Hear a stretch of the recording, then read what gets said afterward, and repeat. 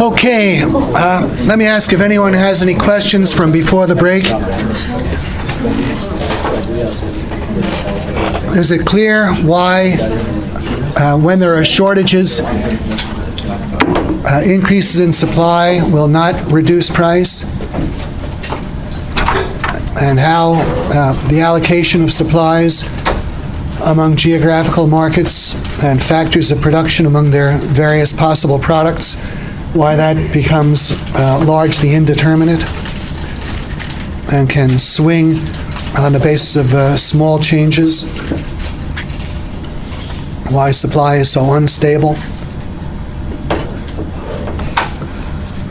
Okay, well then, assuming that all of that is perfectly clear, let's turn to the spillover of demand that results from shortages. When people are in a situation that they can't obtain the goods they want to obtain because a shortage exists, they're not allowed to spend their money in bidding up the price of the things in a state of shortage and thus ending the shortage. They're not going to sit for very long just with unspendable money.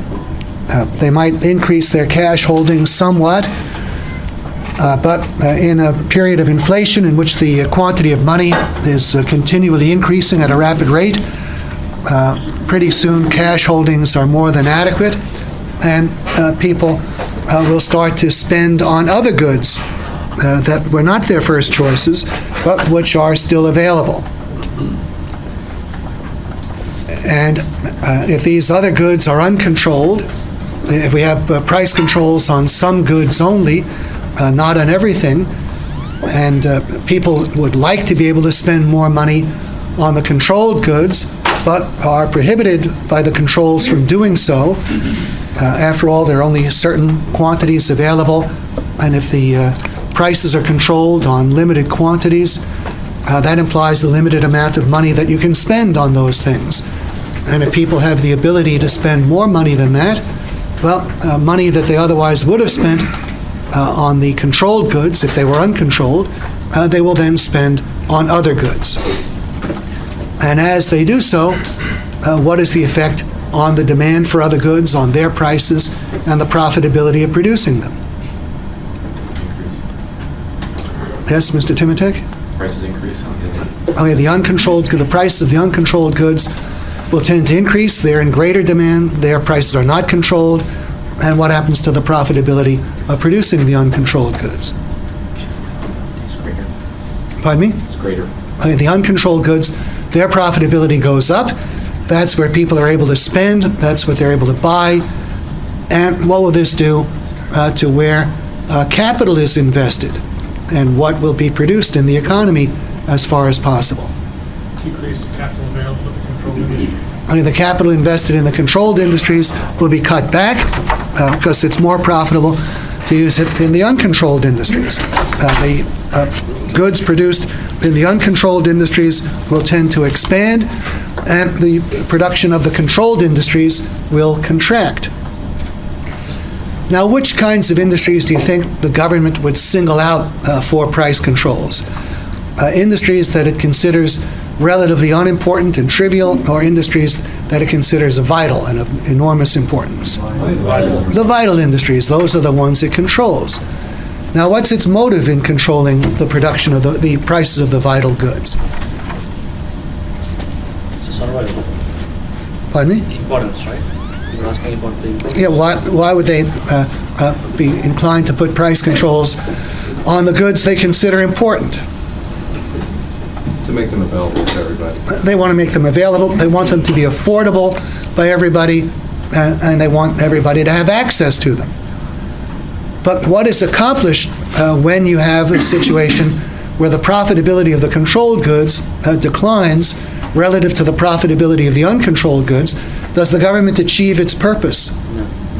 No, its controls end up reducing the supply of the controlled goods and enlarging the supply of those goods the government considers too unimportant, at least for the time being, to be brought under price controls. Now, it would actually be a more effective means to maintain or enlarge the supply of goods that the government considers vital, if they left the vital industries free of controls and put the controls on the unimportant industries. Then they'd be bringing about an increase in the production of the important goods, or the ones they considered important, at the expense of the ones they considered unimportant. But the government doesn't know that, and so it adopts a policy that is contrary to its own purpose. Its purpose is to make the goods available, accessible, and it makes them less available. And it doesn't even succeed in keeping prices overall down, because what happens to the prices of the uncontrolled goods? They go up, so prices will be higher, not on the controlled goods, but the uncontrolled goods. And an implication is that partial price controls don't restrain the general price level. That's point B. Partial price controls cannot hold down the general price level. They also, point C, don't save people money in the aggregate. People spend less in buying the things they want, and they end up spending that much more in buying things they consider less important. There's no overall saving of money, just a misdirection of the spending. And what is the effect to the extent that price controls on some goods served to disrupt the supply of vital materials? Like, suppose we had just price controls on oil and oil products. What would be the effect of that on our overall ability to produce, given that it means we'll have a smaller supply of oil?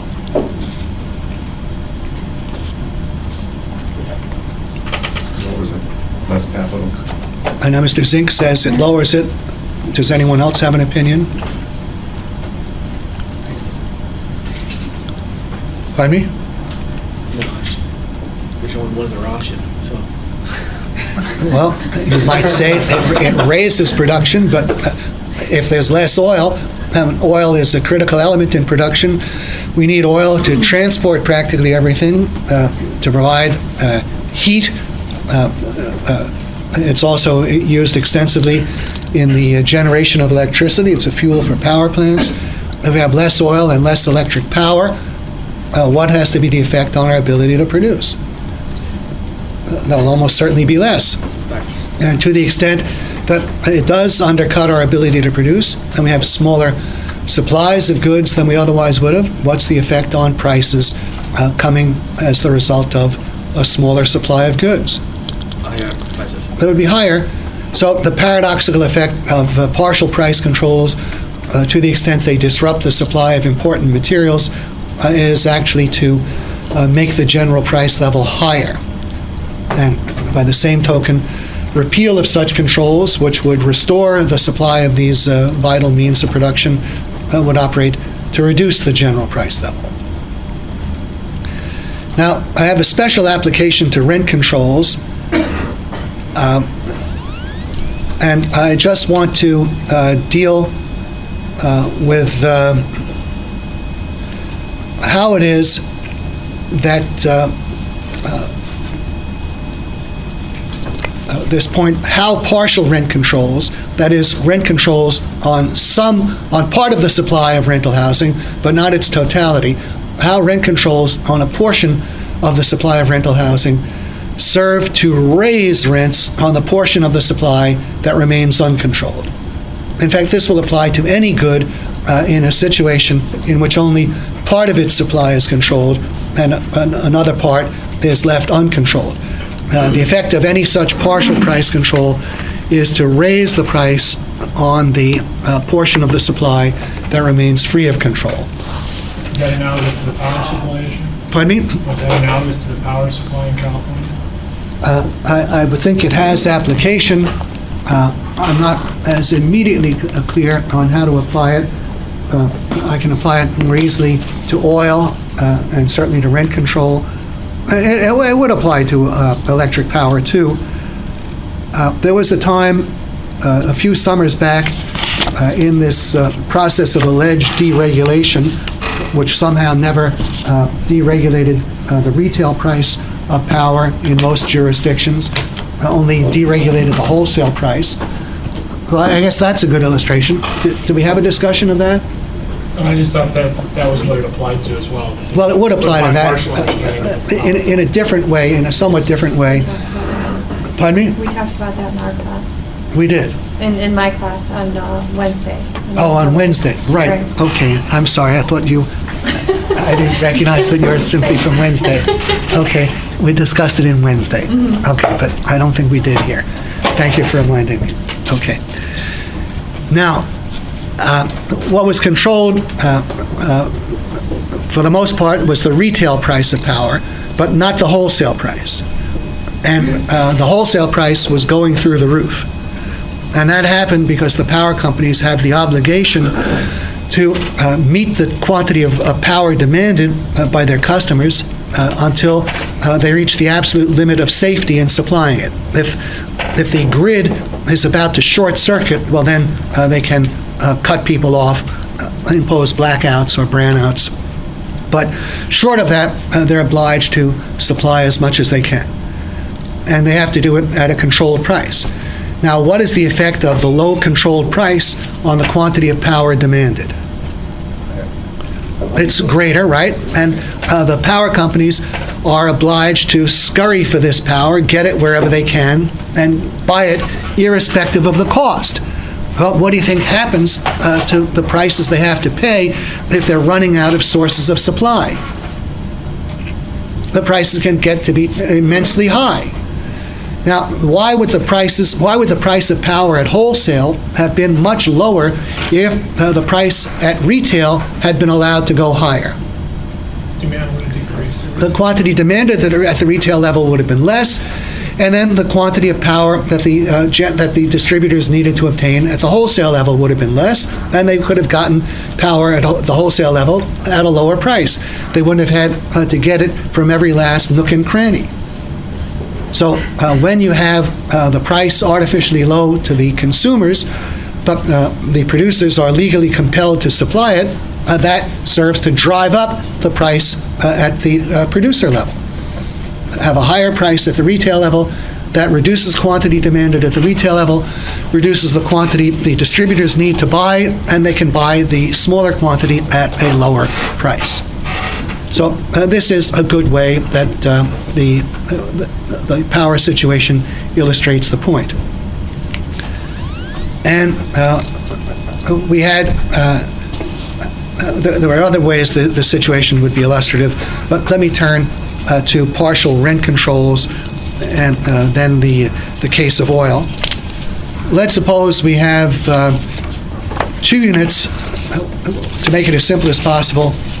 We'll assume we have 2 units of rental housing, but we have 3 potential bidders. We have 3 bidders for the 2 units. We have Brandon, Decky, and Jim, and they're all 3 bidders for these 2 units of rental housing. Brandon is able and willing to pay $3,000 a month for his apartment. Decky is able and willing to pay $2,000 a month for his apartment. Jim is able and willing to pay $1,000 a month for his apartment. Now, in a free market, where would the apartment rent tend to settle? It has to be low enough to make possible the sale of the rental of the 2 units, so it has to be below Decky's $2,000. To limit the quantity demanded to the 2 units, it has to be above Jim's $1,000. So let's say it'll be $1,500 in the middle. So in the free market, the rent of these 2 units is $1,500. Okay, now suppose Jim starts moaning and groaning and whining. He can't find an apartment. He needs an apartment. He's got to have a place that he can afford. And he lives in California, and he gets a proposition on the ballot, and hordes of ignorant voters vote for his proposition, and they will give him an apartment at a price below $1,000. So this apartment now goes to Jim at the rent he can afford, say $500 a month. Okay, because Jim is occupying this apartment at a below market rent, what has happened to the supply available for the uncontrolled market? It's now 1 unit instead of 2. And now we still have 2 bidders. We have Decky and Brandon. And where is the rent going to be on this one uncontrolled unit? It's got to be higher than Decky's 2,000, still below Brandon's 3,000. So now it may settle at 2,500. Now this result should not be so surprising. What we've done by virtue of the partial price control is effectively reduced the market supply. You see, it's not that there are fewer units in existence, but there are fewer units available for supply on the market because we've given one of the units to a sub-marginal buyer. We've given it to someone who wouldn't have been in the market, and now that reduces the supply available for the market. It's equivalent to a reduction in supply on the market. We've taken a unit off the market, given it to a sub-marginal buyer. So now the supply that remains on the market is scarcer and more expensive. And in this way, partial rent controls drive up the rents on whatever part of the supply remains uncontrolled. And paradoxically, that serves to perpetuate the rent controls. In a place like New York City, where most of the housing is under one form of rent control or another, but there is still some little bit of rental housing. I think the rental housing constructed after 1973, you see, if you want any new housing constructed, you have to make the new housing free of the controls. Otherwise, there just won't be any new housing. So it's typically the older existing housing that's under the controls. So the supply of housing that's free of the controls is pretty small. And what this means is that anyone who wants to obtain rental housing, the only place they can obtain it in the open market is on a very limited part of the overall supply. Supply is artificially reduced on the open market, and so the rents on the open market are stupendous. The rents are huge. And then people look at these enormous rents and they think, well, my God, if we repealed rent control, nobody could afford to live in an apartment. No one could just afford it, because all the rents would be astronomical. Well, that's like saying, if here we are, we have this one unit available, and it's going for $2,500, that we don't dare abolish rent control, because then all the rents will be $2,500. Is that true? What would be the effect of abolishing the rent control on this part of the supply? Bring down the price buildings. As soon as it goes above 1,000, it's too expensive for Jim, but then it's offered on the market, and who's it got to be rented to? To Decky, at a rent he can afford. He can pay more than Jim, but it still has to be less than his maximum. So the rent will go up from $500 to $1,500, and now we have a market supply, the price of which is $1,500, and that's going to enable Brandon no longer to have to pay $2,500. He'll be able to get a rent at $1,500, because we're enlarging the supply available for the market. In a way, this is analogous, I think, to the example of in physics. If you're spraying water out of your hose, if you leave the hose wide open, well, the water comes out with a certain pressure. But the more you block the opening, the greater and more powerful is the stream of water that comes from the narrower opening. Well, that's analogous to the higher are the rents, the more restricted is the supply available for the market by virtue of taking chunks of the supply and renting them at below market rents. Now, this very same example has great application to the price controls on oil. When we had price controls on oil, they were partial price controls. They could only apply to oil produced within the United States. We had no power to control the price of oil in Europe or Japan or elsewhere. And so the price there was much higher. Now, if here we are, we have, there's 2 units of supply, and one of them is the supply produced in the United States, the other is the supply produced in the world market. Normally, in a free market, they'd sell at the same price. But let's say we're giving one of these units to sub-marginal buyers. We're controlling the domestic price, enabling people to buy oil who couldn't have bought as much had the price been uncontrolled. So we're taking a big chunk of the domestically produced oil and giving it to Jim. The oil that we can't control is the oil produced outside the United States, largely by OPEC and our good friends, the Arab sheiks. So what will be the effect when we give the oil, the domestically produced oil, at a low price to Jim? What are we doing to the world price of oil? Because where will the competition now turn for the limited supply that remains on the market? From the Arab suppliers. So this unit is the unit produced by the Arabs, and that goes at a price determined by the competition of a narrower number of bidders. Because we're giving the domestic output to sub-marginal buyers to an important degree, reducing the supply available for the market. Now, the implication is that when we repeal the control, even before there is any increase in the production of oil, before there's any increase in the production of oil, just by getting the sub-marginal buyers out of the market, by making it too expensive for them, what are we doing to the supply, the portion of what is produced that is now available for the normal market? What are we doing to the market supply? Yes? We're increasing it. We're increasing it. And so what should you expect to happen to the market price? It'll go down. Now, you repeal the control, the price on the open market goes down. And that's what actually happened. People with minimal understanding of economics, such as most of the press and the many people in the Congress, they were terrified of repealing the controls because they thought prices will just remain through the limit. They wanted to postpone the repeal indefinitely. But no sooner was there a repeal than prices started declining.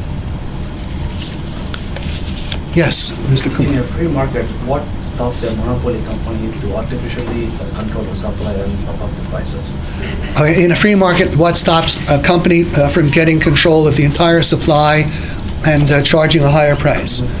Well, in a few not very important cases, this may happen. Like in diamonds, maybe mercury, a couple of other minerals. If something is found in very, very few places, and it's possible for one company or one combination of companies to get the whole supply, well, they are in a position to produce somewhat less and get a higher price. So that could happen.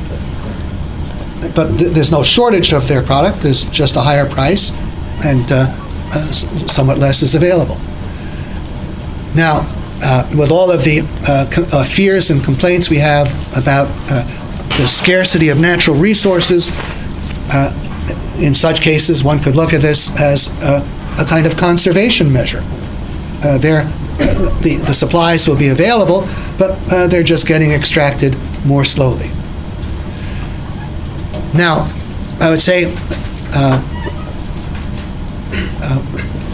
more typically, it's the case that things are available from a potentially wide range of sources. And if you want to be the sole supplier of something that could be produced potentially by many others, then the only way to guarantee your ability to be the sole supplier is to offer your item at a price that is lower than what others would need to be profitable. So if you want to be the sole supplier in a situation in which something is available from others, at least potentially, in order to remain the sole supplier, you would have to offer what you're producing at a price below what would be required to make them profitable. And in that case, you'd achieve your position of sole supplier on the basis of lower prices, and not be able to use it as the basis of higher prices.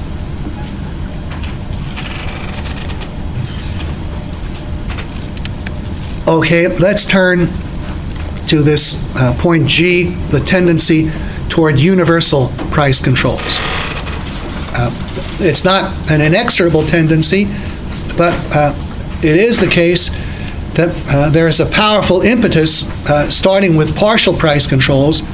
It should not at all be surprising to see partial price controls blossom into total or universal price controls on everything. Now, why is that the case?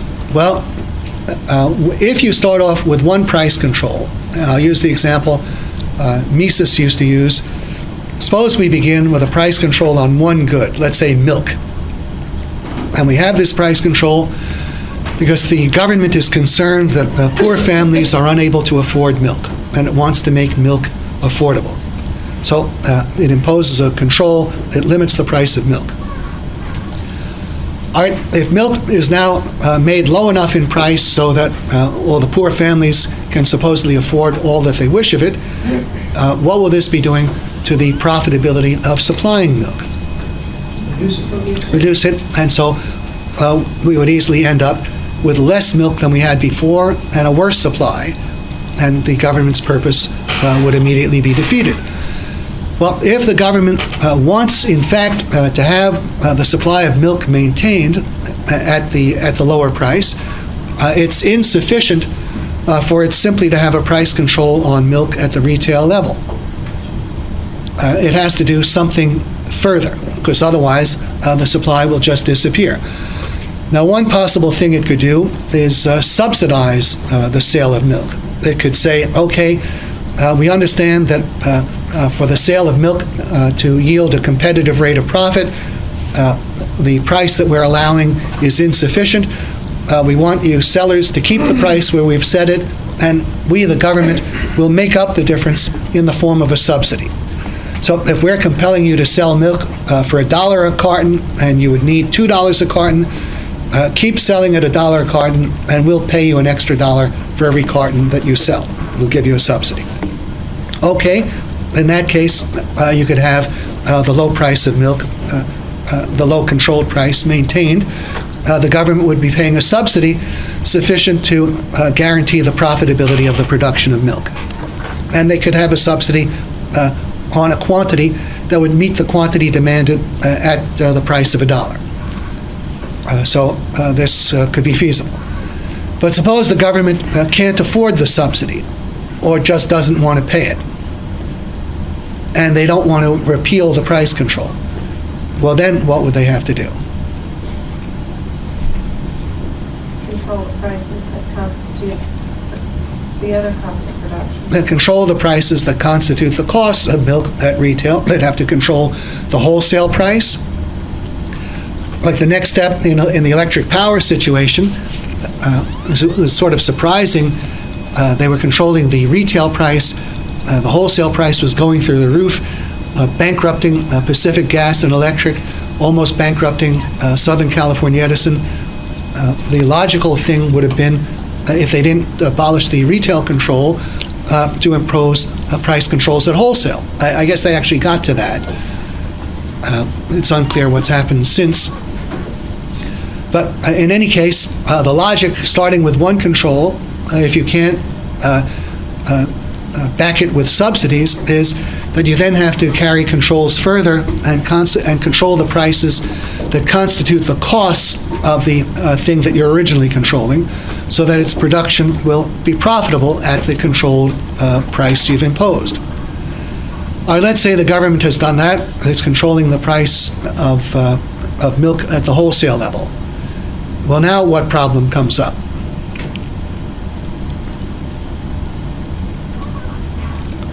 Can they simply stop with a price control on the wholesale price of milk?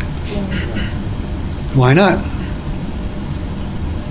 Because they have to control their cost of production. That has to be profitable too, and if it's not, then the government has to go further and control the prices that constitute the cost of milk at wholesale. That means the price of milk to the dairy farmers, and then they have to control the prices that constitute the cost of the dairy farmers. They have to control the other prices that constitute the cost of distributing milk, the price of the cartons, the wages of the milk truck drivers, whatever may be involved. They have to control the array of prices that constitute the costs of providing this item. Well, where does this stop? Suppose they're at the level of controlling the price the wages of the milk truck drivers and the wages of dairy farm workers. Can they stop there? No, Why not? because people would leave being dairy farmers or other industries. Yeah, if their wages are controlled, while inflation is raising other wages in the economic system, in jobs that some of these workers can perform, well then, the effect of the control will be to cause the supply of labor, where it's controlled, to diminish.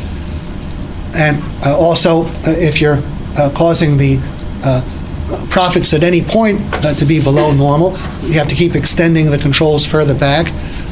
Once you're into wage controls, if you don't want the workers to leave where you've instituted the controls, what further measures do you have to adopt?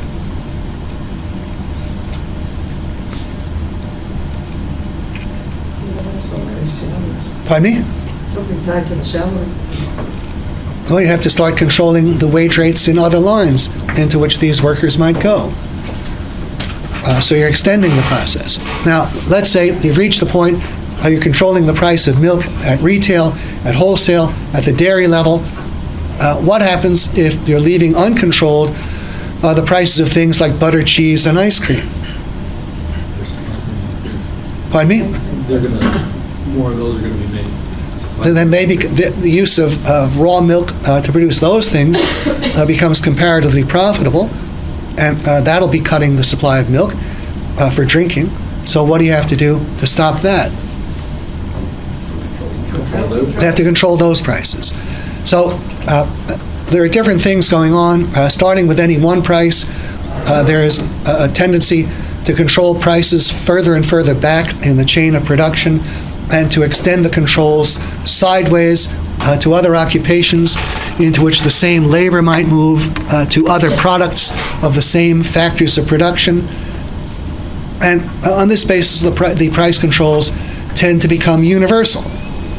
And the same point is brought out in the discussion we had a little before the break, where you have price controls on some industries, the vital goods, but you leave the unimportant goods uncontrolled. Well, that encourages the production of the uncontrolled goods, the relatively unimportant goods, the so-called ashtray industries. So what do you have to do to stop the expansion of the production of the relatively unimportant goods that have been left free of control up to now?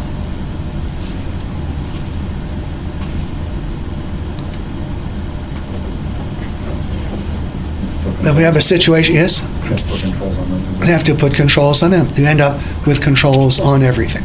So price controls starting out on one or a few goods have the potential very easily to spread to price controls throughout the economic system. And that's what I mean by universal price controls. When you have price controls just on some goods, isolated price controls, those are partial price controls. If you have price controls on a portion of the supply of a given good, that's partial price control in an even more restricted sense. In contrast, there's price controls on everything. That's universal price controls. That's the system we had in World War II.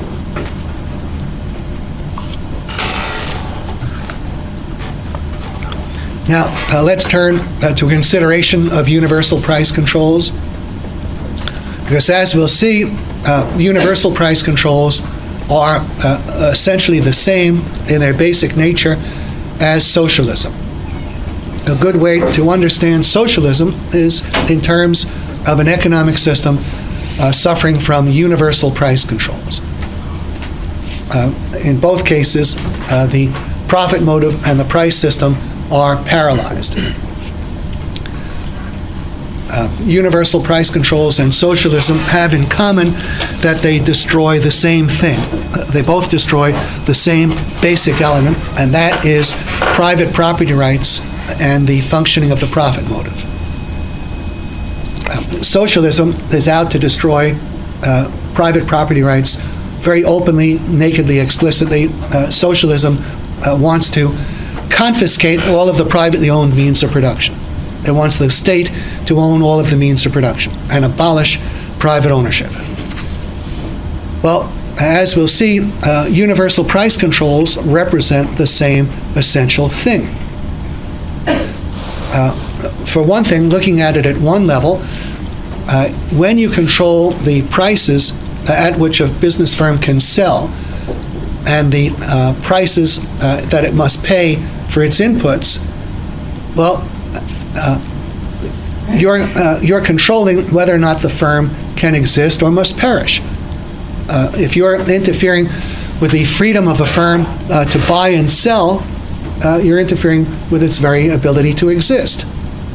You're acting at the very heart of private property rights. But we can see it in further ways. And let's look at what went on in the oil shortage, and we can understand some of that on the basis of the chaos we've seen following. Suppose we have a situation under price controls and shortages where there are some markets that have little or no shortage. There are others that have dreadfully severe shortages. Some products of factors of production are in minimal or no shortage. Others are in a very severe shortage. And it can be reversed. We could have a situation where the winter is coming, not enough heating oil is being produced because for whatever reason oil is being excessively allocated to gasoline. We have some areas where there's simply not enough fuel available. We have this chaos. Do you think the government is just going to sit by and say, well, too bad, we've done as much as we can, and this is the end of the story?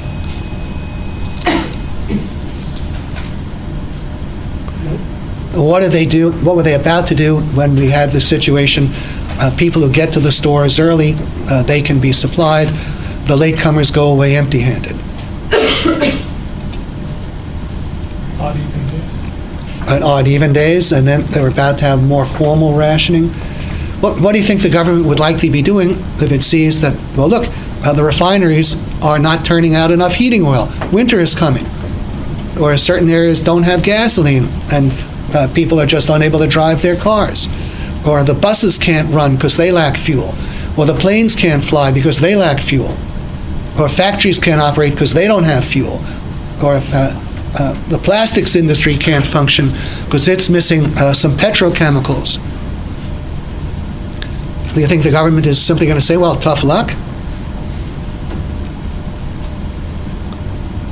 It's going to try and control it. The government will step in and tell the producers what products to produce, in what quantities, by what methods, and where to send the output. When you have general shortages and the market is paralyzed, the price system is paralyzed by the controls and the shortages, then the government steps in and takes control over the decision of what is produced, how it's produced, and what's done with a product. And this is how the Department of Energy came into being. We didn't have a Department of Energy before the price controls on oil and then the following oil crisis. And the way it got started was with something called the Federal Energy Administration. I forget if it was Federal Energy Administration or Federal Energy Agency, the FEA. And it was brought into being to cope with the chaos in connection with the distribution of supplies of oil and oil products geographically and in terms of what products the refineries produced. And so the Federal Energy Agency was created to step in and tell the refineries if they're producing too little heating oil, they must step up their production of heating oil. It took control of what they could produce, in what quantities, by what methods, and then which industries were to be supplied to what extent. So we had regulations.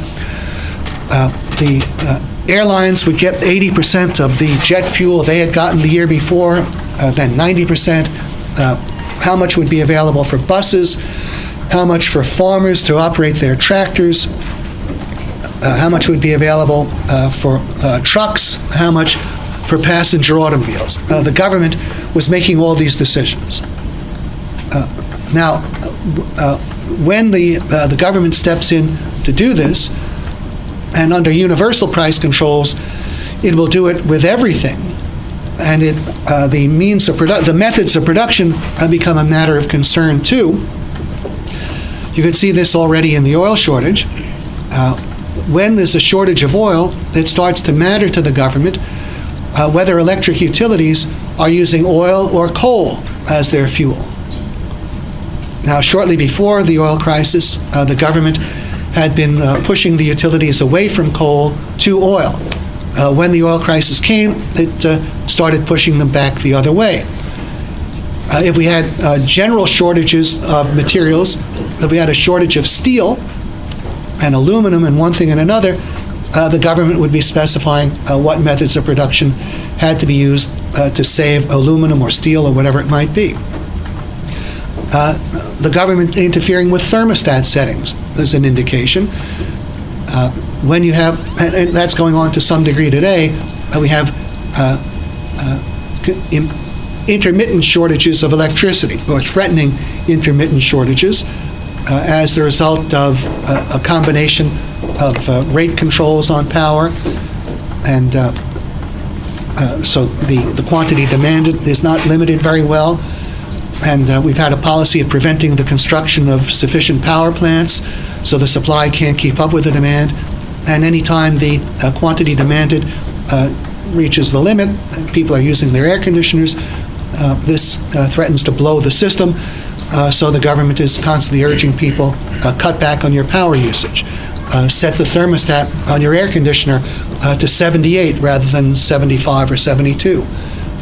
And in the winter, in the oil shortage, they wanted people to set their thermostat at 68. So these are interferences with the use that's made of the products and the methods of accomplishing results. I will just think for a moment, if the government is telling you not only what prices to charge, what prices to pay for your means of production, but also what to produce, in what quantities and by what methods. How does this differ from the government being the effective owner of your means of production? So what do we mean by ownership? What distinguishes an owner of means of production from a non-owner?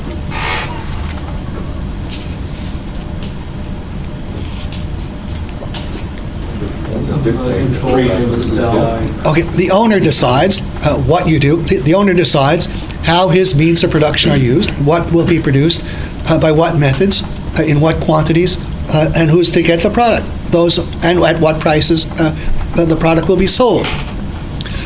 These are essential attributes of ownership. Now, if the government makes all these decisions, if it's setting your prices, telling you what to produce, in what quantity, by what methods, how to distribute it, then the government is the de facto owner, the owner of the means of production in fact.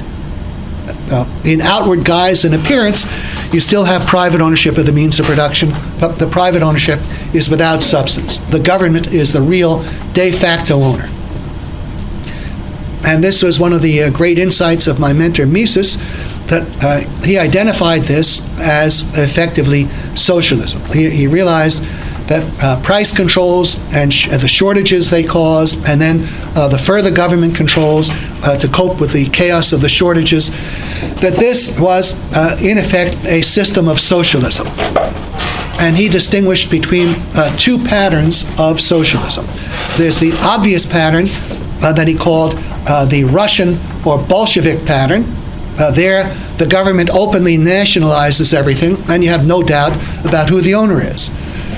But then there is another pattern, which is not so obvious, because the outward guise and appearance of private ownership of the means of production is maintained. If you go to City Hall and you ask, well, who owns the factory I saw outside of town, you'll find that there's a deed in the name of some private corporation, and on the books of the City Hall, the private corporation appears as the owner. But if that corporation has no power over the prices of its products or what it will pay for the means of producing them, no power to decide what it produces, in what quantities, by what methods, who will get the output, if all of those things are decided by the government, then the real owner of that factory is the government. Now, it may be that the stockholders of the corporation are allowed to receive dividends, but the government decides what dividends they receive.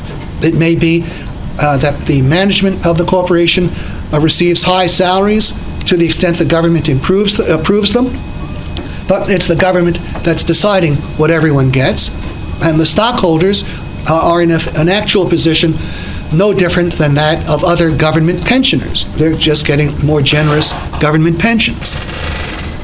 Now, Mises, this arrangement was most prominently identified with Germany, going back to World War I. It was first introduced in World War I Germany and was run by the then Quartermaster General of Germany, a man named Ludendorff. And then, not many years later, when the Nazis came to power in 1933, they reinstituted the same system of universal price controls and total government control over production. You had the nominal appearance of private ownership, but the decision as to what all of the nominally privately owned firms produced, in what quantities, by what methods, and what was done with the output, that was determined by the German government. So Mises calls this socialism on the German or Nazi pattern, in contrast to socialism on the Russian or Bolshevik pattern. But it's still socialism. The government is the actual owner of the means of production. Yes, Mr. Levin? Can you give other examples aside from Germany? Yeah, this sort of socialism existed in virtually all the countries engaged in World War II for the duration of the war. In the countries fighting Germany also, even in the United States, we had universal price controls. With the universal price controls, there were universal shortages.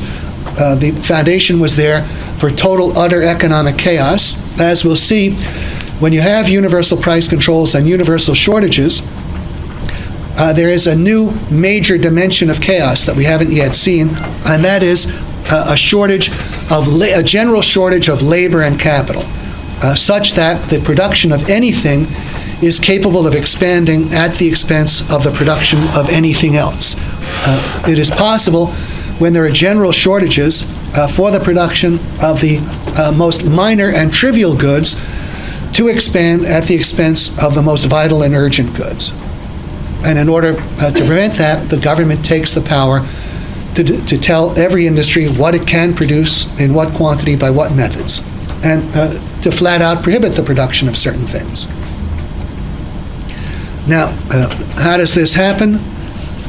Well, a couple of things we have to look at, starting with excess demand under universal price controls. The extent of the excess demand, the extent of the shortages, is immensely more severe than if you have an isolated price control or a handful of price controls. Because what do people do when they find they can no longer obtain the goods that are in a state of shortage? What are they ready to buy? Other goods that are available.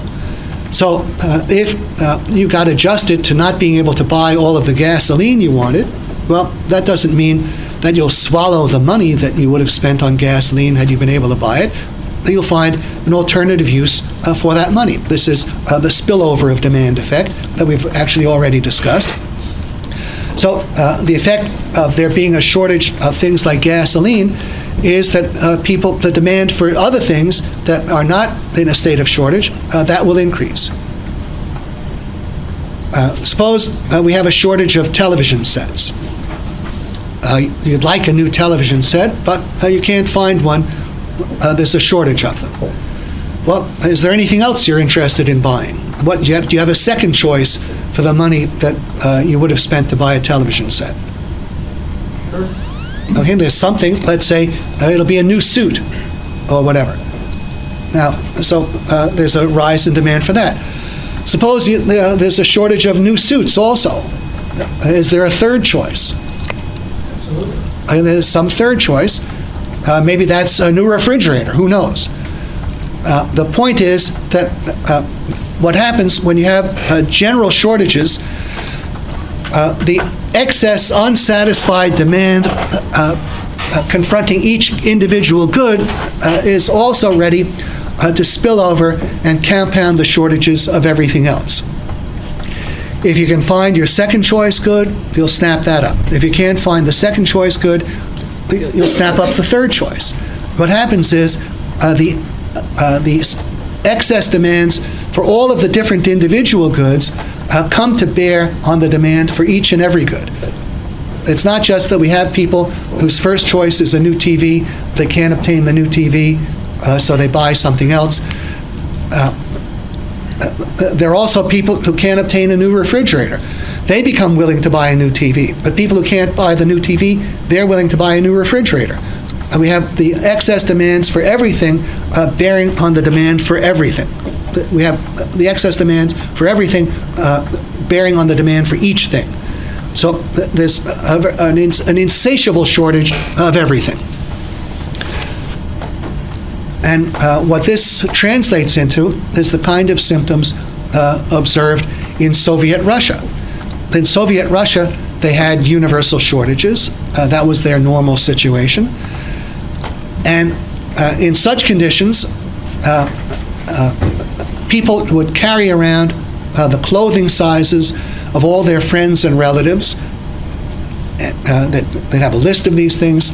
They'd carry huge quantities of cash on the chance that when they were in downtown Moscow, maybe that particular day, their main department store might have supplies of new clothing in, and then people would race to snap them up. Or the grocery outlet might have toilet paper. They'd snap that up. They were willing to snap up everything. The only things that wouldn't be snapped up were goods of negative utility. For example, pots that would destroy the taste of the food cooked in them. They weren't selling. Or clothing that would shrink out of all relation to its original size. That didn't sell very well. But anything else would be snapped up immediately. It was at the point where when people saw a line forming, they would automatically get on it on the assumption that there is something worth getting. That's why people are getting in line. Something is available today that's worth getting. So they're ready to buy it. That is the kind of shortages you have when you have universal shortages.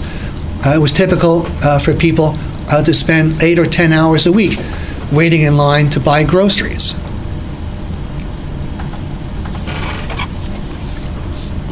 Now,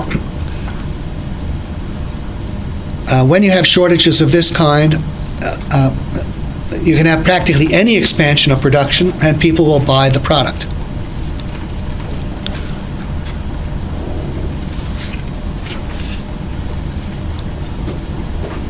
Now let me explain how shortages come about.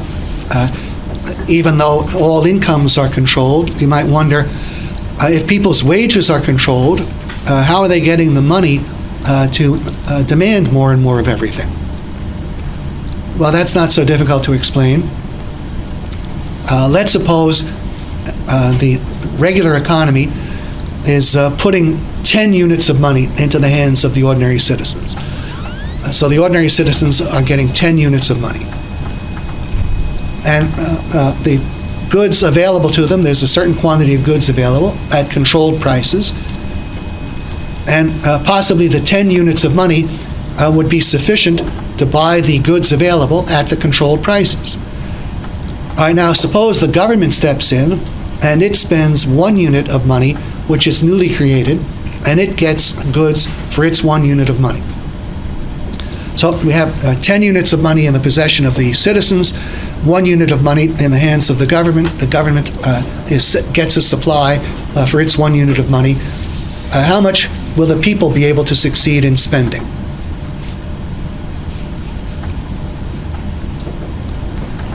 The total supply of goods is at the controlled prices times the quantities available that would be bought for 10 units of money. The people have 10 units, but the government spends 1 unit that it creates. Now, how much can the people spend on the goods that are left? 9 units of money. The government, in effect, has bumped 1 unit of their spending, so that people have 1 unit of unspendable funds. The sellers take in 10 units of money. The sellers are in a position to pay out 10 units of money again. The citizens can again get 10 units of income. But suppose the government repeats this process. Well, what's happening to the funds in the possession of the citizens? The surplus unspendable funds as the result of the government's injection of new funds. There are more surplus unspendable funds backing up on the citizens.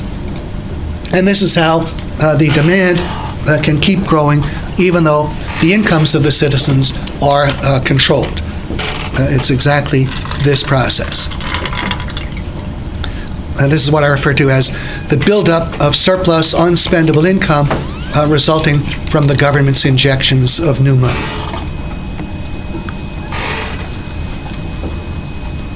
Now, I want to turn to this major topic, universal price controls and the destruction of production through shortages. The destruction of production through shortages. And we have a review here of the ways that shortages destroy production. And I ask you in this review to keep in mind that anything that acts to raise costs of production implies a decline of production. Anything that implies more costs means either that it takes more labor to accomplish a given result and less labor is available for other things, or it takes more valuable materials, more valuable scarce materials instead of less valuable scarce materials, leaving a lesser supply of important materials than would have been the case.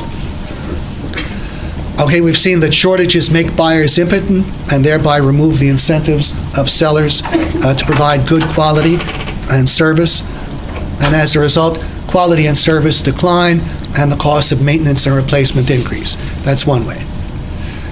Shortages of means of production, such as a material, often force sellers to reduce quality and service and make it necessary to resort to more expensive substitute methods of production. Shortages encourage sellers to concentrate on the production of unnecessarily expensive models as a disguised way of raising prices. They create a positive incentive to using more expensive methods of production if the government allows the pass-through of higher costs and makes the incurrence of higher costs a source of higher profits. They result in delays in production. They cause hoarding and the construction of additional storage facilities. They cause the waste of time in searching for supplies. And we saw they create chaos in the geographical distribution of a good among local markets, like gasoline during the oil shortage. And they create chaos in the destruction of a factor of production among its various uses in production. Example, crude oil in the production of the various oil products. Well, now we turn to universal price controls and universal shortages, and the problems are much worse. First, there's this compounding of the unsatisfied demand from everything bearing on everything. The unsatisfied demand for the television sets, the refrigerators, both bear on washing machines. The unsatisfied demand for washing machines and televisions comes back to bear on refrigerators. The unsatisfied demand for each thing bears down as an additional excess demand for everything else.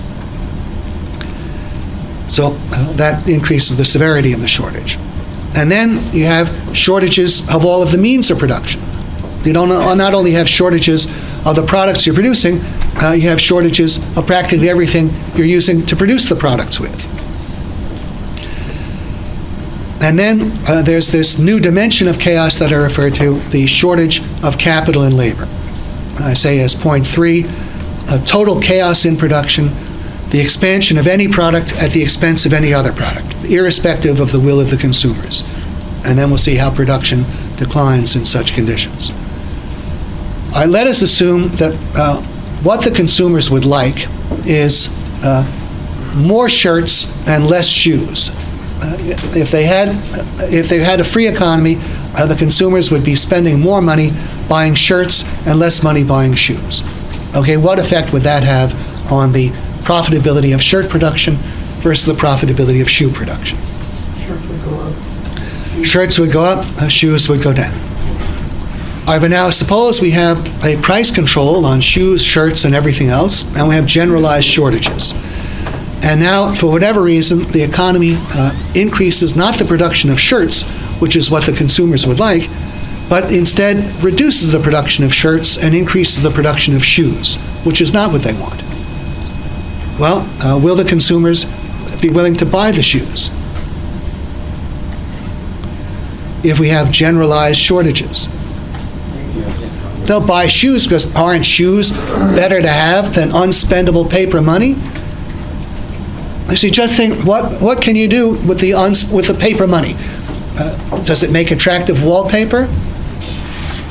Does it make a good fire? What use does it have except to buy things? And if you can find something that, like shoes, having more is better than having less. You can wear new shoes once in a while. If you find them, isn't it better to buy the shoes than to hold on to the paper money? Because you can't find the shirts that is what you want. They're not available. There's a shortage of them. There's less of them now. But if the shoes are available, won't you buy the shoes? Okay, so here we are. The consumers didn't want the shoes. They wanted the shirts. In a free market, what would have happened? In a free market, what happens if there's not enough shirts and too many shoes? The demand for and price of shirts would go up. That would raise the profitability of shirts, and the demand for and price of shoes would go down. And why would people not be buying the shoes that they don't want? Shirts would be available. Because there are other things that they do want. They can use the money to buy other things. Now, what is it that makes the funds unavailable for the shoes? Well, it's because those funds are absorbed in buying other things. And what is it that absorbs them? It's uncontrolled prices. The prices of other things have to be high enough to absorb the funds so that the funds are not available to buy things that people don't want. See, when you have general price controls, there's a surplus of funds. Funds are available to buy anything that has more physical utility than the useless paper money. You just assume that people would arbitrarily just buy other things. If you take like TVs, for example, Yeah. there's a shortage of certain brand of TVs, Yeah, and you have a couple $1,000 or Yeah. $1,000 that you're willing Yeah. to spend on this TV, yeah. and now there's a shortage of them. You're not arbitrarily going to say, well, now I got $1,000, I'm just going to spend it on shoes. Well, if there's nothing else that you can get, suppose you're having trouble finding something you like, and you now have accumulated enough cash. You would have to have accumulated enough cash so that if you do find something else that you like, you have the cash for it. But now here you are, you have cash over and above the cash that would be needed should you find things that you like. Well, why not buy more shoes? Which is more useful?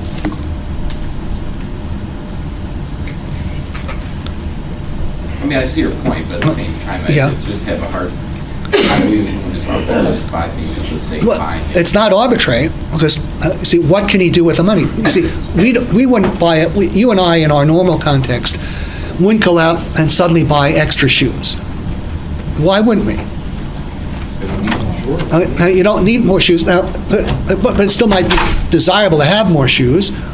Like, do we all have all the shoes that we would like to have? I mean, how many pair of shoes do you think Donald Trump has? Or how many did Imelda Marcos have? Now, do you think that it's because we really don't want any more, or because, in fact, we have more important uses for the money? There are more of other things that we want long before we would get more shoes. More important. We have more important uses. But when these other things that we want more are unobtainable, and we've tried to find them, we can't find them, we have the cash available should we find them, and here we are, we have cash beyond that, and now we find shoes that would be of some benefit. See, what can we do by holding the money? Well, then we'll buy the shoes.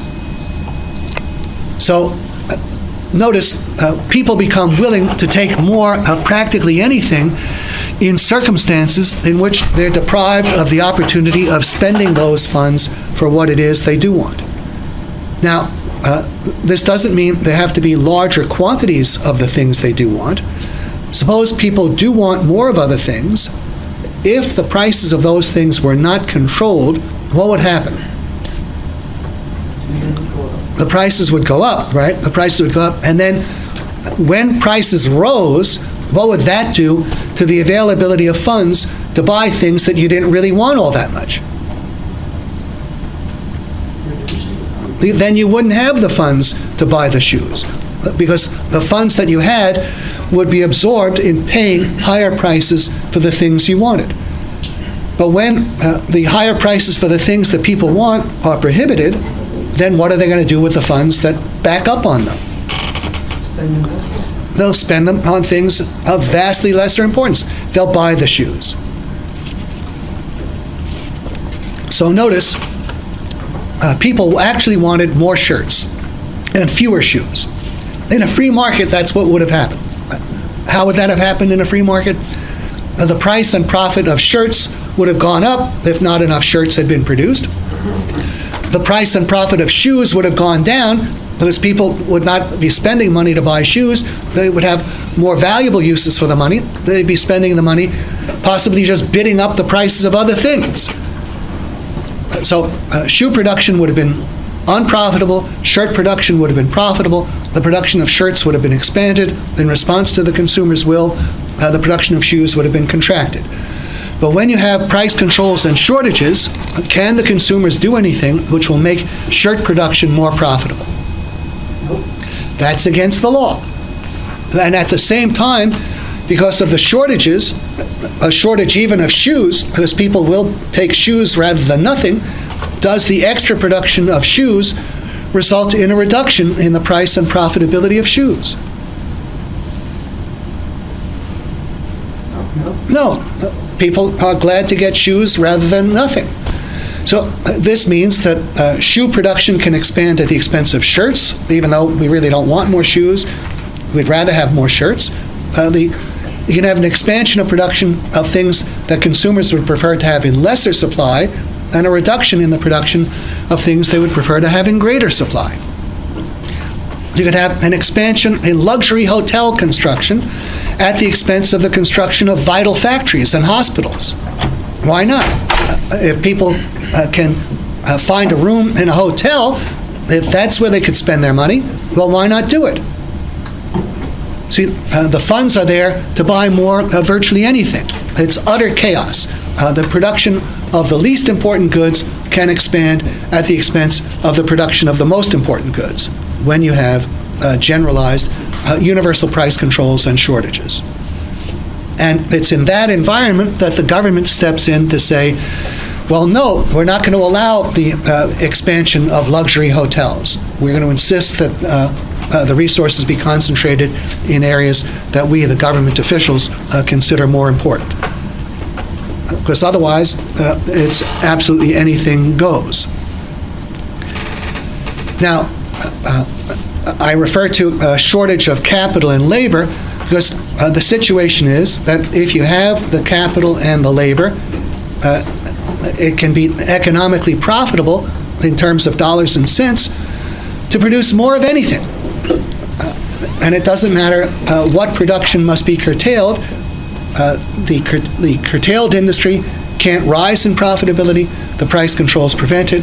The expanded industry won't fall in profitability because there's a shortage of everything, and people will buy it. So this is the shortage of capital and labor. Mr. Feldman, you had a question or a comment? It was just tied to the demand for the shoes. If the demand for the shoe was less in the free market and the demand for the shirt was higher, as the price reduced for the demand for the shoe, that would kind of even out because some would go more towards the shoe? Well, the quantity demanded in order to maintain a quantity demanded of shoes equal to the supply, you'd have to lower the price. Right. But that means you have to sell the shoes at a lower price, and that's not profitable. But as you did that, and the demand shifted towards the shoe, and then No, the demand would not be shifting toward the shoe. See, what happens, there's a shift away from shoes to shirts. Right. Now, in response to that reduction in demand for shoes, in order to keep up the quantity demanded, you have to cut the price along the lower demand. the demand curve is down, and now we have a decline in price, permitting a maintenance of quantity demanded along the lesser demand curve. We don't bring about a rise in demand for shoes on the basis of a fall in their price in response to a fall in demand. You can think of it in terms of a diagram. Here, let this be the demand for shoes. We have a reduction in the demand for shoes. Well, let's say this is the quantity of shoes produced. There's now a lesser demand. Now, to sell this quantity, we'll have to charge a price down here. But this does not serve to bring about a rise in the demand. It doesn't serve to put the demand back here.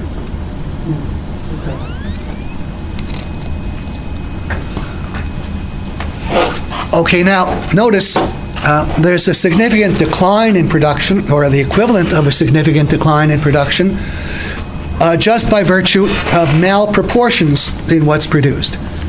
Suppose that what people wanted was, let's say, a combination of 2 pair of shoes and 8 shirts in a year. They would like a combination, 2 pairs of shoes and 8 shirts. What they get is 16 shirts and no new shoes.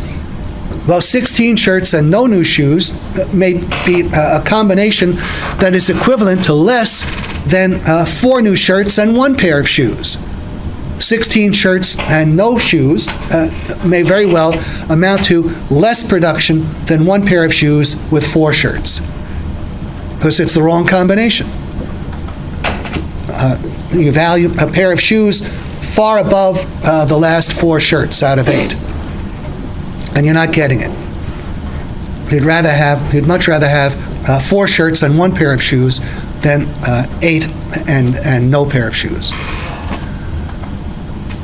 Now, it's not only that we get such malproportions in the production of consumers' goods, there will also be malproportions in the production of capital goods.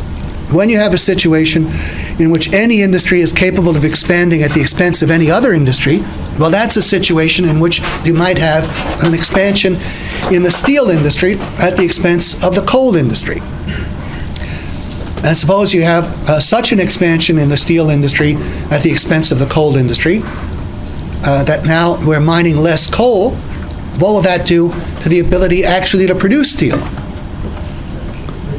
It'll reduce it because you don't have enough coal. We've stepped up the facilities for producing steel to such an extent at the expense of the means of producing coal that because of the reduction in coal, we can't produce as much steel as we otherwise might have.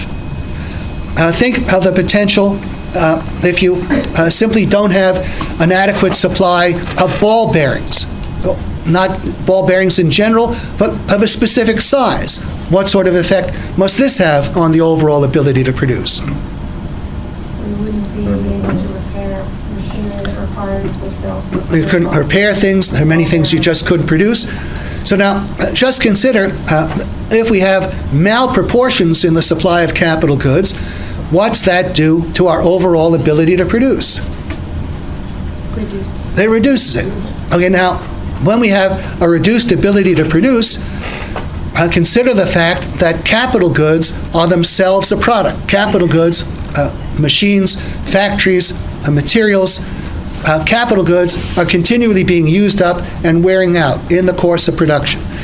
And to maintain the supply of capital goods, we have to have a continual fresh production of capital goods. We have to use our ability to produce, not only to produce consumers' goods, but also to continually produce capital goods, enough at least to replace the capital goods being used up.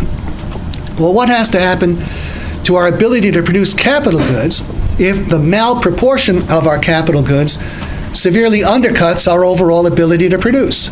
What will happen to the supply of capital goods we're able to produce? We can't produce as many capital goods. And what happens if our ability to produce capital goods becomes less than the capital goods we've used up? Then we have a reduction in the supply of capital goods. What does that do to our ability to produce? It reduces our ability to produce, including further capital goods. And if we have continuing chaos, we may well not be able to replace the lesser supply of capital goods. So we're in a situation where we have a lesser ability to produce. We can't replace the capital goods. That reduces our ability to produce further. And we have continuing chaos and malproportions. We can't replace the lesser supply of capital goods. Where are we headed?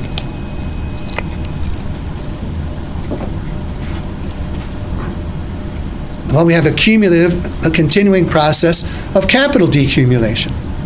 What's happening to the productive ability of such a system? It's continually diminishing. You have a retrogressing economy, the opposite of economic progress, economic decline. This is a self-reinforcing downward process.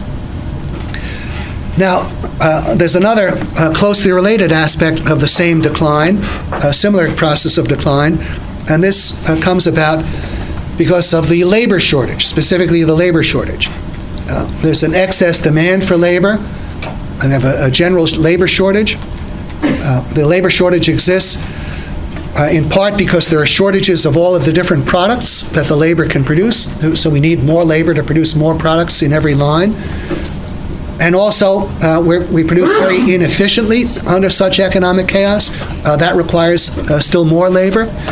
But then there's a further aspect coming from the shortages of consumer goods.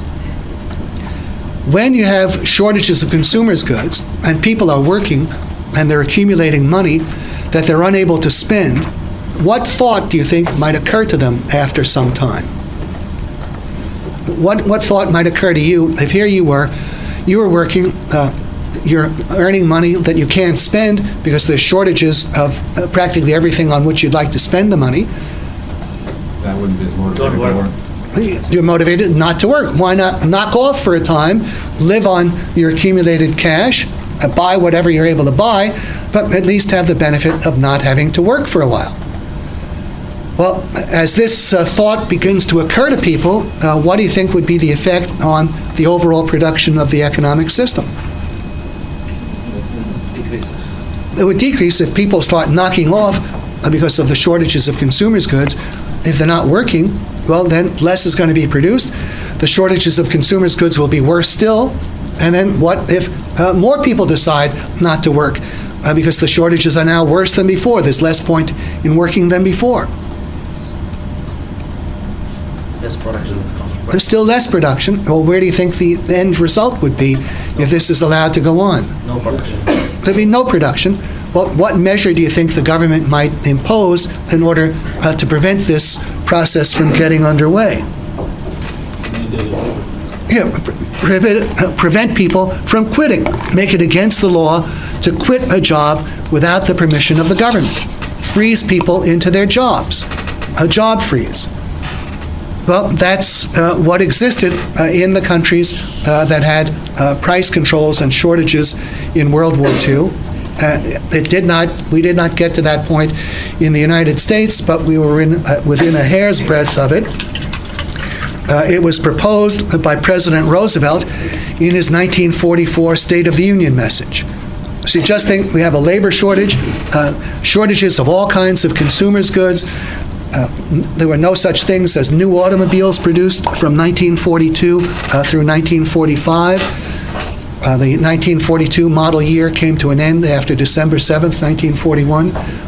There was no new private civilian housing, no new major appliances produced for civilian use, shortages of red meat, even canned goods, nylon stockings, candy bars disappeared, shortages of practically everything. And people were accumulating huge sums of cash. So they had less and less incentive to work. People certainly didn't have much incentive to get promoted, to earn still more money that they couldn't spend. And the situation was developing where people were starting to contemplate quitting their jobs. You got some strikes in the war, and you have an environment where soldiers are drafted, their lives are on the line at the front. So what attitude do you think existed toward civilian workers who would be contemplating not working and possibly their production might jeopardize the supply of war material.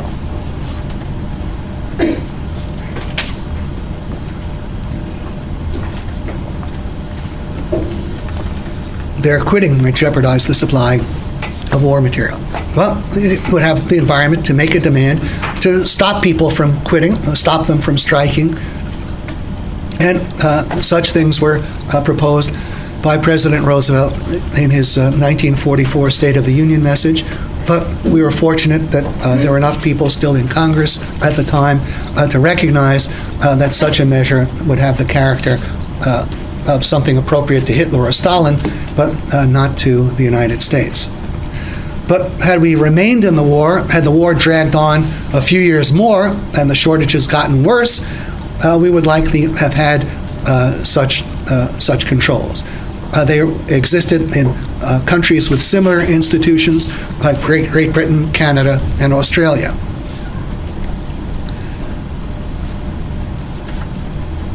Now, I've already referred to the government's response to the chaos it causes through price controls. De facto socialism. It takes over every decision with respect to what can be produced in what quantity, by what methods, and what happens to it. And this is, as Mises put it, socialism on the German or Nazi pattern. Now, let me point out in this connection the actual name of the Nazi Party. Nazi is an abbreviation for National Sozialistische Deutsche Arbeiterspartei, the National Socialist German Labor Party. That was the full name of the Nazi Party. And they were actually correct to call themselves socialists, because what their system was a form of socialism. It was de facto socialism. Now, let me take a moment to deal with what countries are or have been socialist. Nazi Germany belongs in the socialist camp. Soviet Russia, its satellites, mainland China, at least until fairly recently. Then there are other countries which have often been described as socialist, which I don't think actually have been socialist, at least apart from a time when they would have had price controls. Sweden has been ruled for most of the last 70 years or so by the Social Democratic Party, whose philosophy is socialist. And most people assume that therefore Sweden has been a socialist country. And similarly, Great Britain was ruled in the years before Tony Blair took over the Labour Party. When it was ruled by the Labour Party in the past, the Labour Party had a fairly militant socialist ideology. And the same was true in Israel under its Labour Party. It had a socialist ideology. But the fact that the ruling political party of a country may have a socialist ideology is not sufficient to mark that country as a socialist country. If the country does not have the government's nationalization of the means of production, the great bulk of the means of production, and if it does not have general price and wage controls, then even though the philosophy of the ruling party may be socialist, the country is not in fact a socialist country. And in Sweden, I think on the order of 90% of the means of production were actually privately owned.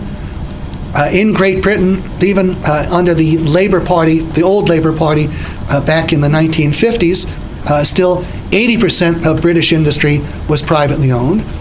In Israel, major portions of the economy were always privately owned. And I think the key criterion to judge whether an economy is socialist or not is, does economic activity in the economy characteristically take place on the basis of private initiative motivated by private profit, or does it take place on the basis of government orders? And if economic activity takes place on the basis of private initiative motivated by private profit, then the economy is a market economy. It's not a socialist economy. And I think that has been true in Sweden and even in Britain and Israel under their labor parties. So I would say that these countries have not, in fact, been socialist economies. They've been market economies, severely hampered market economies. That's another expression of von Mises, a hampered market economy, an economy which still is a market economy in which activity is taking place on the basis of uncontrolled market prices based on considerations of profit and loss at the initiative of private individuals and firms, not the government's orders. But the private firms are prohibited from doing many things that they otherwise would do, and compelled to do many things that they otherwise would not do. That's a hampered market economy. And Sweden and Israel and Britain under the old Labour Party, they were more or less severely hampered market economies, but still market economies. The domain of socialism has been Nazi Germany, Soviet Russia, the other members of the old communist bloc under communism, and the Allied countries in World War II when they had all-round wage and price controls. Now, in D, I refer to the essential characteristic of socialism. The essential characteristic is government ownership of the means of production. That's the essential. And the essential system is the same whether government ownership is arrived at, whether either through price controls and shortages or through open nationalization. They're still both socialist. It's socialism whether you have a Bolshevik revolution and the government nationalizes everything, or you have universal price controls and shortages, and the government simply has offices that tell all of the nominally private firms what to produce, how, in what quantities, and who to give the product to. It's socialism whether the system is established by a violent revolution or through a democratic election. It's still socialism if the government is the owner of the means of production, either openly or in fact. Now, point E is a reference to the essential economic identity between price controls and socialism, and they are essentially the same thing economically because both destroy the same thing. They both destroy the same thing. And what they're destroying is private property rights and the offshoots of private property rights, the profit motive and the price system. Now, socialism on the Bolshevik pattern destroys it very openly. When you have socialism on the German pattern, if you think of what that entails, then it's obvious that there's no private property rights there either.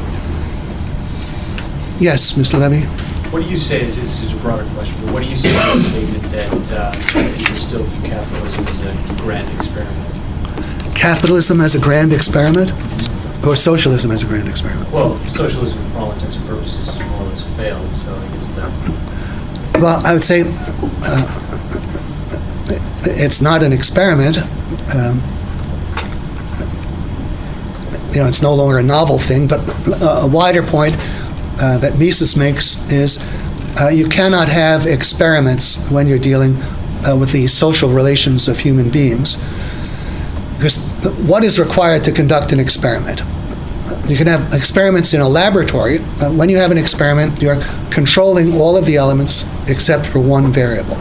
Everything is the same except for one difference. And then you're seeing what further consequences emanate from this one difference.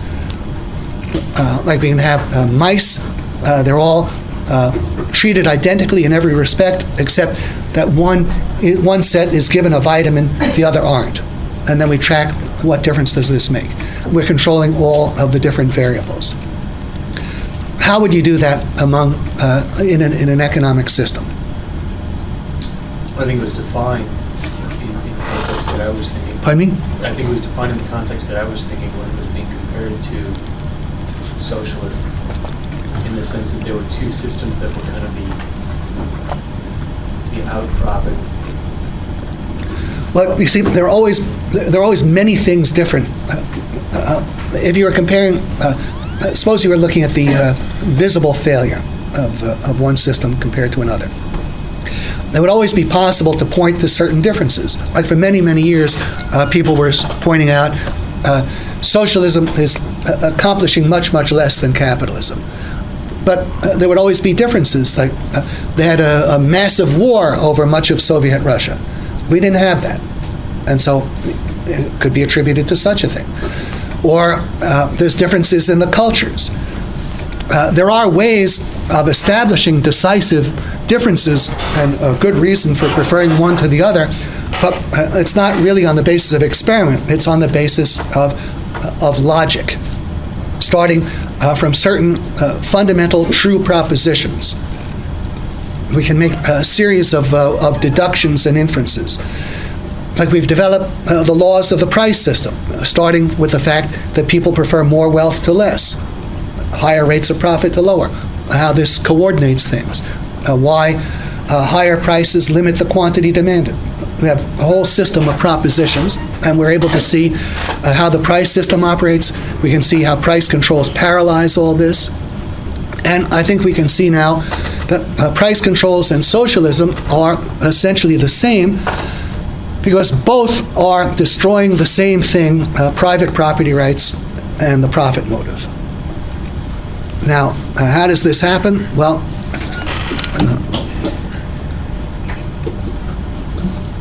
I say, I think I have a quotation. I thought, okay, here we go.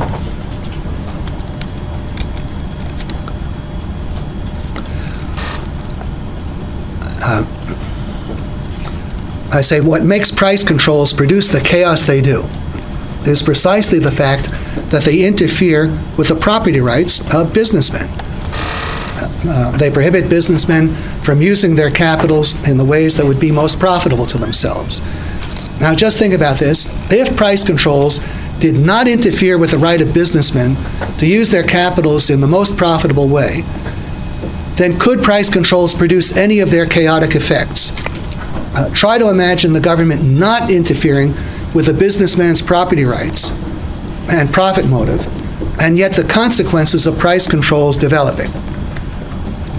I ask you to think back to the preceding chapter and recall the following elements of chaos that we saw resulting from price controls: shortages and the destruction of vital industries, the impotence of consumers accompanied by hatred between buyer and seller, the impetus to higher costs, chaos in the personal distribution of goods to consumers, chaos in the geographical distribution of goods among various local markets, chaos in the distribution of a factor of production among its various products, chaos in the distribution of capital and labor among the various industries. And I say, consider all of these elements of chaos result from just one thing: interference with the businessman's property rights and profit motive. And I go on to ask, for example, would businessmen voluntarily sell their goods too cheaply and thus cause shortages? You think that would happen? They would not voluntarily do it, and if their property rights were respected, they wouldn't have to do it, right? So would there be shortages? Then there would not be shortages if property rights were respected, and none of the consequences of shortages would exist. I say, obviously not. Their property rights must be violated, and they must be forced to do so, to sell their products too cheaply. Would businessmen abandon the production of vital goods if they were free to charge profitable prices for them? No, obviously not. Would they drive away customers offering them profitable business? No. Again, no. Would they run up the cost of production if those costs came out of profits, as they would have to in the absence of price controls and shortages? Clearly not.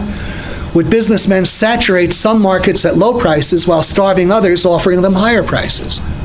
No. Would they overinvest in some industries at low profits or losses while underinvesting in other industries offering high profits? Again, the answer is no to all these questions. What makes businessmen behave in these ways is that their property rights are violated, and thus they are prevented from doing what is profitable to themselves. Well, That's what price controls prevent, and that's what socialism accomplishes too. Price controls and socialism have in common that they violate the property rights of businessmen, nullify the profit motive and the price system. Price controls and socialism are the same in that they destroy the same thing. Their identity consists in the same thing, in the fact that they are destroying the same thing. And what this means, incidentally, is you should not think of socialism as any kind of positive economic system. It's really not a positive economic system. What socialism means is the destruction of capitalism. That's what it means. It means the destruction of private ownership and the profit motive, and then the chaos that results from that. It's simply an act of destruction. It's an act of nihilism.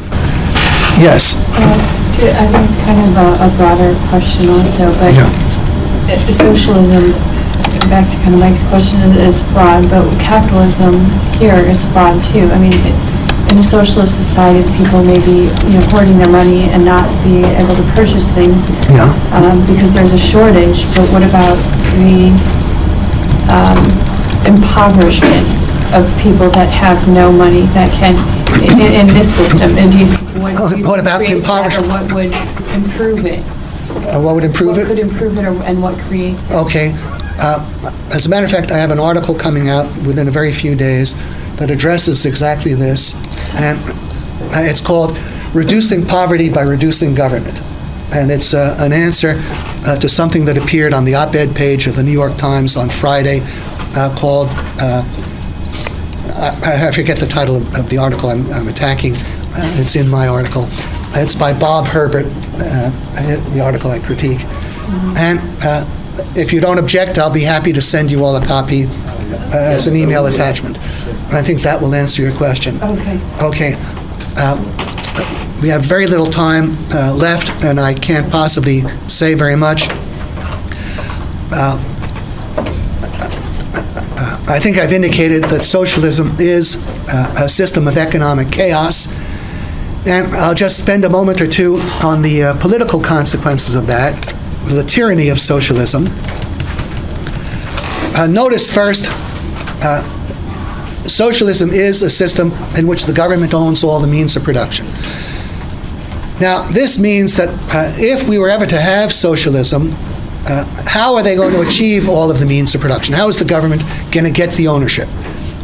Even if we had a socialist party democratically elected, we have a democratic election, what would have to be the first act of a socialist government in office if it were going to carry out socialism openly? Take everybody's property. They would have to confiscate all the property. They would have to resort to an enormous act of theft.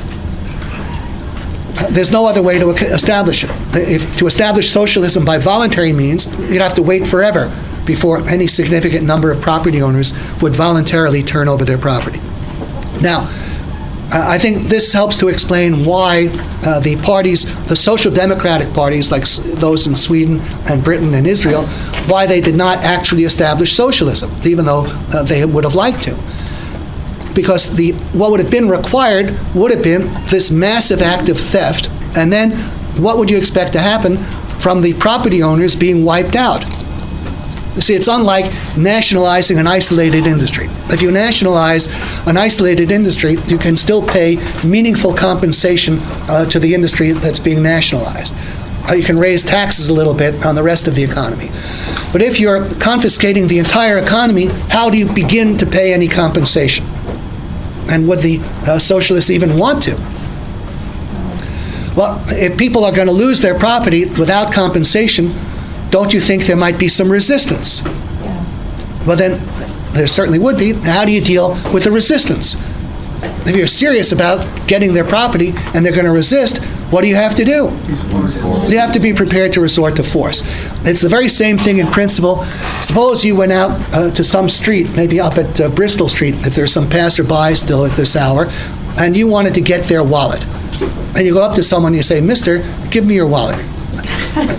Well, what if he says, "Yeah, I'll break your nose if you don't get the hell out of here"? What are you going to do if you're serious, if you're going to get some resistance? If you really want to get somebody's wallet, what had you better be prepared to do? pull a gun and say, give me your wallet or I'll kill you. Well, that's what the communists do. You see, the communists are very serious about the establishment of socialism. They're armed robbers prepared to commit murder to steal everybody's property. The Social Democrats are not. The Social Democrats are a better class of people. They talk socialism. They're like pickpockets talking about the big job someday, but when they come to push to shove, they take flight and they're content with nationalizing an isolated industry, having some new regulations, so they never get around to enacting socialism. It takes the communists to enact socialism. And then once they've enacted it, and the same would apply if they've gotten through by fraud, which is the technique of the Nazis, people didn't realize what they were getting.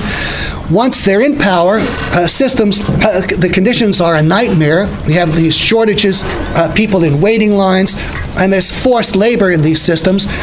You have a labor shortage in the same way the government tells the oil industry what products to produce. It tells the workers what industry they have to work in. It decides where people will work. Now, imagine a situation where people are spending hours each week waiting in line for food. You have housing shortages so acute, families have to share single rooms, and people are forced into jobs they don't like. This was the conditions of Soviet Russia. Well, people blame our president for an unemployment rate getting up 0.5% or so. How do you think we'd be feeling living in Soviet Russia, where the government has assumed responsibility for everything? It comes into office saying we're going to make everybody's life better, we'll create prosperity for all, and you have a living nightmare. What do you think it's like to be a government official in those conditions? What do you think the potential is there to do? If people started thinking how bad their conditions are, who are the logical people responsible for these horrible conditions? The government officials. So they're sitting on a powder keg. At any moment, there can be a popular explosion to drive them to hell.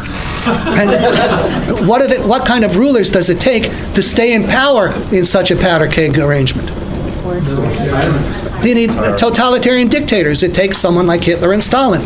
So no one dares utter a peep for fear of being whisked off to a concentration camp.